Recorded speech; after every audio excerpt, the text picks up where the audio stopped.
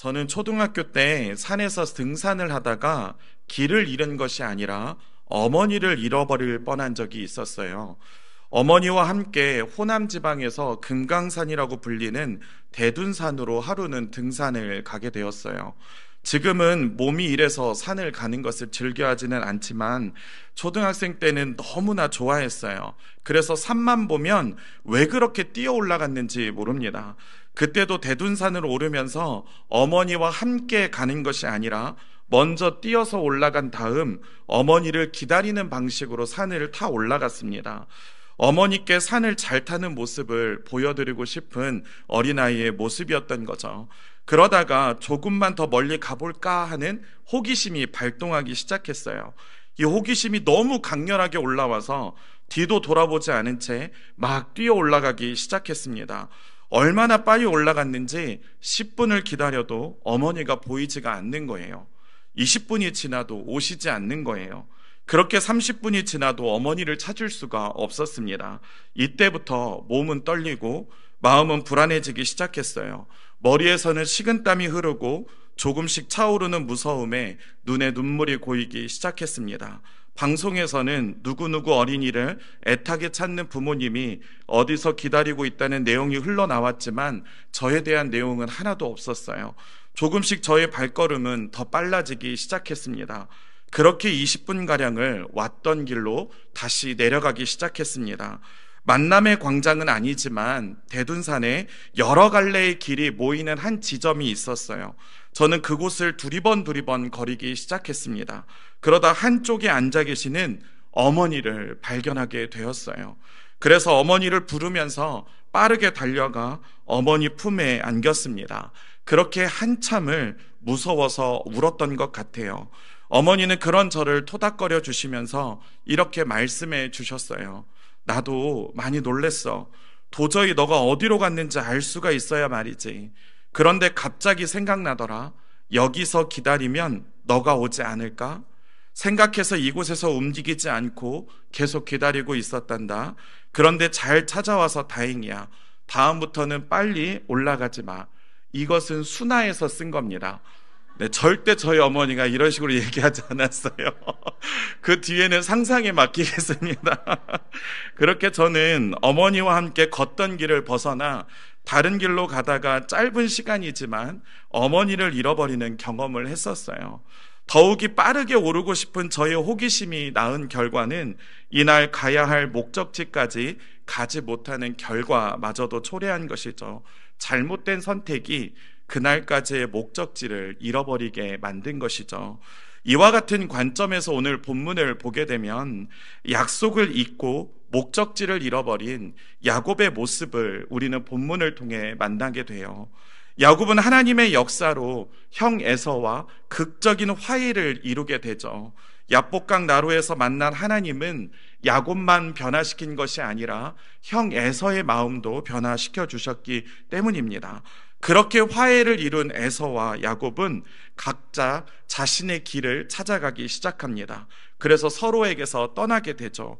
에서는 본래 자신의 터전인 세일로 돌아가고 야곱은 숫곳이라는 곳에 자신의 자리를 잡게 됩니다. 본문 17절 말씀에 보면 야곱은 숫곳에 이르러 자기를 위하여 집을 짓고 그의 가축을 위하여 우릿간을 지었으므로 그 땅 이름을 숫곳이라 부르더라. 이 숫곳이라는 지역은 야복강 나루 근처에 있는 곳이에요. 이름이 없던 그곳에 야곱이 자신을 위해 장막을 집을 짓고 가축을 위해서 갈대나 풀잎을 엮어서 우릿간을 만들고 숫곳이라는 지명을 붙인 것입니다. 숫곳의 이름의 뜻을 문자적으로 해석하면 초막이라는 뜻입니다. 야곱이 이곳에서 자신을 위하여 집을 짓고 우릿간을 지었다는 것은 잠깐 머물려고 한 것이 아니라 상당한 세월을 흘려보내려고 하는 목적이 보이고 있는 것이죠. 그러나 숫곳은 거주지로서는 넓지 못해서 이후에 세겜에 이르러 그곳에다가 다시 장막을 치게 되어요. 세겜은 어느 지역이냐면요, 예루살렘에서 북쪽으로 60km 떨어져 있는 성읍이에요. 북쪽에는 에발산이 위치해 있고 남쪽으로는 그리심산이 위치해 있어요.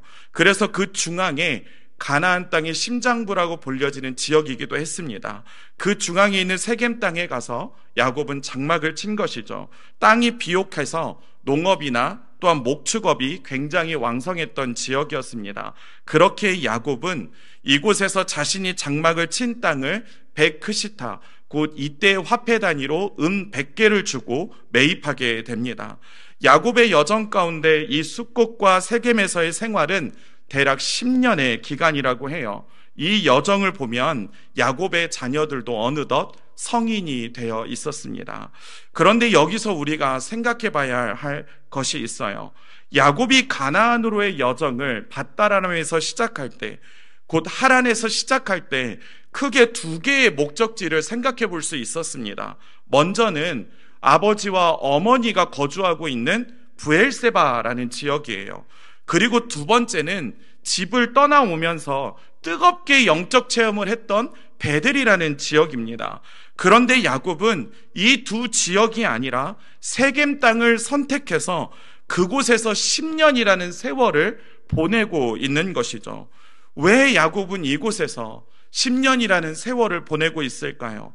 왜 야곱은 브엘세바든 베델이든 이 두 곳 중 어느 곳을 선택하신 것이 아니라 세겜에서 머물고 있었을까요? 이것에 대해서 한 학자는 이렇게 설명해 갑니다. 더 이상 라반과 에서의 추격을 걱정할 필요가 없어졌기 때문이다. 누군가의 공격이나 위협을 걱정해야 할 이유가 사라지자 야곱은 현실의 편안함에 안주하고 싶은 마음이 생긴 것이다. 야곱은 세겜에서 느끼는 평안을 지금 오해하기 시작했습니다. 우리 함께 본문 18절 말씀을 같이 함께 읽어보겠습니다. 야곱이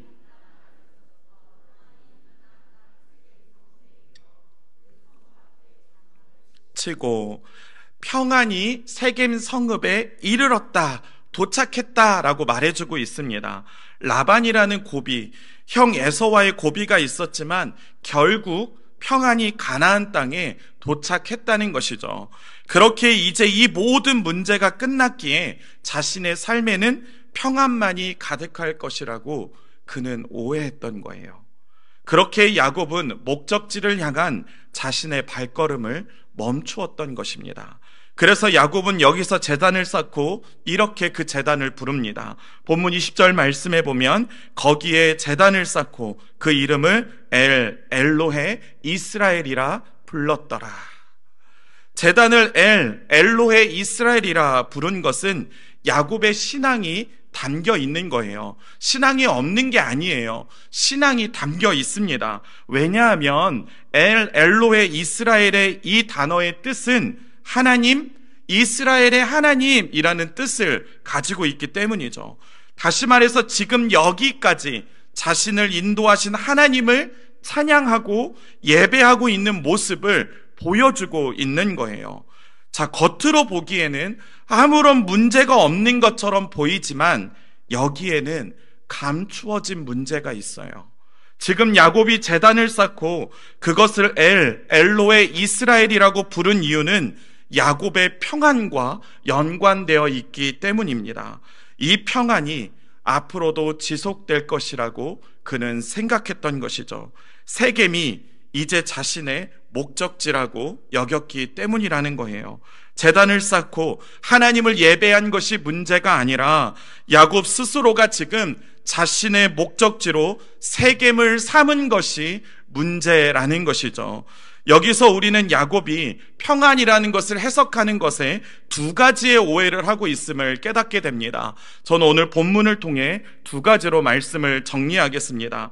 야곱이 평안을 해석함에 있어서 가지고 있는 첫 번째 오해는 바로 평안의 조건에 대한 오해였어요. 라반의 문제가 해결되었다고 해서, 에서와의 문제가 해결되었다고 해서 이제 더 이상 자신을 위협한 존재가 없다고 그는 확신한 것이죠. 이 부분에서 우리가 깨닫게 되는 것이 무엇입니까? 야곱이 규정하고 있는 평안의 조건입니다. 야곱은 지금 라반만 없으면, 에서만 없으면 자신은 평안할 것이라고 여겼던 것이죠. 하지만 창세기 34장 1절과 2절 말씀에 보면 야곱의 생각을 무참하게 깨트려 버립니다. 레아가 야곱에게 낳은 딸 디나가 그 땅의 딸들을 보러 나갔더니 히위 족속 중 하몰의 아들 그 땅의 추장 세겜이 그를 보고 끌어들여 강간하여 욕되게 하고, 도저히 상상하고 싶지 않은 새로운 고난이 야곱과 그의 가정에 닥치게 됩니다. 한순간의 평안이 깨어지는 사건이 지금 벌어지고 있는 것이죠. 라반이 없는, 에서가 없는 세겜이면 이 평안이 지속될 것만 같았어요. 그런데 그 세겜에서 야곱은 지금까지 경험해보지 못한 자녀의 고난을 겪게 되는 것이죠. 이 고난은 라반도 아니고 에서도 아니었어요. 딸 디나의 고난이었습니다. 다시 말해서 라반이 없다고 해서, 에서가 없다고 해서 평안의 조건이 다 세워지는 것이 아니라는 것이죠. 문제가 없다고 해서 평안이 유지된다는 것이 아니라는 거예요. 그런데 야곱은 섣부르게 자신의 삶을 규정해 버린 것이죠. 그렇다면 우리는 여기서 야곱의 평안은 어떻게 이루어졌는지 다시 돌아가 볼 필요가 있습니다. 어떻게 야곱은 평안이라는 것을 경험하게 되었을까요? 야곱이 자신의 꾀를 통해 순간순간 모면에 나갔기 때문입니까? 아니면 야곱이 자신의 물질로 사람들의 환심을 샀기 때문에 이 모든 것이 가능했던 것일까요? 아니죠. 에서가 두려워서 야복강도 건너지 못했던 것이 야곱이었어요. 그런데 그런 그를 하나님께서 만나주셔서 확신을 주시지 않았습니까? 하나님을 만났지만 허벅질 관절 외에는 죽지 않게 하셨기에 야곱은 에서를 만나도 죽지 않을 것이라는 확신을 얻었던 것이죠. 확신을 주신 분은 하나님이셨어요. 라반은 어떻습니까? 드라빈 사건을 통해 추격해 오던 라반에게서 야곱을 구원해 주신 분이 누구라는 것이죠. 더 좋은 컨디션에서 야곱과 전쟁을 치르기 위해 자고 있던 라반의 꿈에 나타나셔서 말씀하셨어요. 선악간에 야곱에게 아무 말도 하지 말라. 이 말씀을 하신 분도 바로 하나님이셨습니다. 지금까지 야곱의 평안은 조건으로 이루어진 것이 아니라 살아계신 하나님 때문에 이루어졌었다는 것이죠. 그렇게 야곱은 평안의 조건을 라반이 아니라, 에서가 아니라 자신이 하나님 안에 있는지, 하나님의 말씀을 따라가고 있는지를 따졌어야 했다는 거예요. 하나님 안에 있으면, 하나님의 말씀 안에 있으면 우리의 상황이 어떠하든, 우리의 환경이 어떠하든 우리는 평안할 수 있다는 거예요. 그러나 우리가 반대로 하나님 밖에 있고 하나님의 말씀 앞에 불순종하고 있다면 우리의 상황이 아무리 좋고 우리의 환경이 아무리 평탄할지라도 그것은 불통인 것입니다. 그래서 예수님은 요한복음 14장 27절 말씀에서 이렇게 말하는 겁니다. 우리 함께 읽겠습니다. 평안을 너희에게 끼치노니 곧 나의 평안을 너희에게 주노라. 내가 너희에게 주는 것은 세상이 주는 것과 같지 아니하니라. 너희는 마음에 근심하지도 말고 두려워하지도 말라. 할렐루야. 세상의 조건 속에서 우리가 평안을 찾다 보면 우리는 이내 평안을 잃어버리게 된다는 거예요. 이내 마음에 근심하게 되고 이내 두려워하게 된다는 것이죠. 세상은 조건 안에 평안이 있다고 말합니다. 그러나 예수님은 자신 안에 평안이 있다고 선포하고 계세요. 그렇게 우리의 평안의 조건은 내가 지금 하나님의 말씀 안에 있는가, 내가 하나님의 말씀에 지금 순종하고 있는가가 참된 조건이라는 것이죠. 야곱은 이 조건을 오해하고 있었던 거예요. 야곱처럼 오해하지 않고 우리의 평안은 하나님의 말씀 안에 있는 것이며 그 말씀 앞에 순종하는 것임을 깨닫고 그것을 굳게 믿고 나아가는 우리 모두가 될 수 있기를 주님의 이름으로 축복합니다. 오늘 본문에서 야곱이 해석한 평안에 대한 두 번째 오해는 영적 전쟁이 끝났다라는 오해였어요. 야곱은 세겜에서 전쟁이 끝났음을 선포했습니다. 저는 항상 창세기 33장 20절의 말씀을 읽노라면 동화책의 마지막 장면을 읽는 것 같은 느낌이 들어요. 다시 한번 제가 본문 20절 말씀을 읽을게요. 거기에 제단을 쌓고 그 이름을 엘로헤 이스라엘이라 불렀더라. 저는 이 부분을 읽을 때마다 생각나는 동화책이 있어요. 신데렐라예요. 동화책 신데렐라의 마지막 부분을 읽는 느낌이 항상 있어요. 신데렐라의 마지막 부분을 읽어드릴게요. 그 뒤 신데렐라는 왕자님과 결혼하여 오래오래 행복하게 살았답니다. 마음씨 착한 신데렐라는 언니들과 새어머니도 잘 돌보아 주었답니다. 어떠신가요? 엘로의 이스라엘과 행복하게 살았답니다. 서로 다른 언어이고 서로 다른 문장이지만 왠지 통하지 않습니까? 야곱의 오해가 바로 여기였어요. 자신의 전쟁의 종식을 자신이 선포해버린 것이죠. 동화책 신데렐라의 마지막 페이지를 자신이 써 내려가 버렸던 거예요. 라반과의 싸움이 끝나고 에서와의 전쟁이 끝났으니 이제 자신의 전쟁은 다 끝났다라고 선언해버린 것이죠. 그런데 그 결과가 어떻습니까? 딸 디나에게 씻을 수 없는 아픔이 닥치죠. 이 사건을 통해서 야곱은 또 다른 삶의 고난과 어려움 그리고 문제를 직면하게 되죠. 전쟁은 끝났다고 생각했는데 아직 끝나지 않았던 거예요. 여기서 우리는 중요한 영적 진리를 만나게 됩니다. 이 땅에서 우리의 전쟁은 끝나지 않아요. 이 땅에서는 끝나지 않아요. 그거를 우리는 생각해야 됩니다. 천국 가는 그날까지, 예수님이 이 땅에 다시 재림하시는 그날까지 우리의 영적 전쟁은 끝나지 않는다는 거예요. 그렇기에 삶은 영적 전쟁의 연속인 것입니다. 그렇기에 우리에게 필요한 것이 무엇입니까? 항상 영적 전쟁이 우리의 삶에 있다는 것을 기억하고 영적 대비가 되어 있어야 한다는 것이죠. 그래서 바울은 에베소서 6장 13절 말씀에서 이렇게 에베소 성도들에게 권면합니다. 우리 같이 함께 말씀을 읽겠습니다. 그러므로 하나님의 전신갑주를 취하라. 이는 악한 날에 너희가 능히 대적하고 그 모든 일을 행한 후에 서기 위함이라. 이 말씀에서 바울은 한 가지 시점과 그 시점을 위해 우리가 무엇을 행해야 하는지를 보여주고 있습니다. 먼저 바울이 말하는 한 시점이 바로 악한 날에입니다. 악한 날에. 이것은 성도들의 구체적인 삶 속에서 악한 자들의 공격을 받는 고난이나 시험의 때를 말해요. 다시 말해서 성도들의 영적 전쟁은 현재 진행형이라는 것을 말해주고자 한 것이죠. 그래서 바울은 이 악한 날이라는 이 시점을 우리가 준비해야 되는데 그것을 어떻게 표현하느냐? 행한 후에라는 이 부분을 통해서 강조하고 있습니다.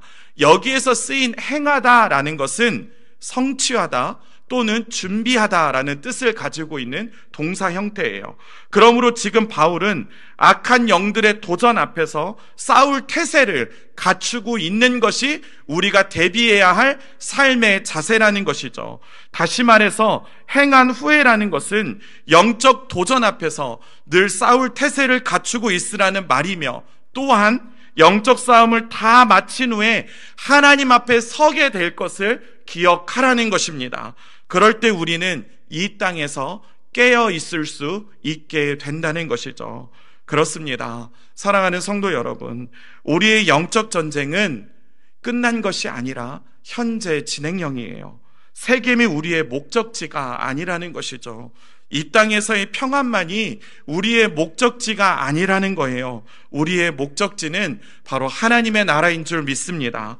비록 이 땅에서 고난이 있고 때로는 어려움이 있고 때로는 걱정과 근심이 우리에게 밀려올지라도 여기가 우리의 목적지가 아니고 우리는 하나님의 나라이기에 그 나라를 바라볼 수 있는 믿음의 사람이라는 것이죠.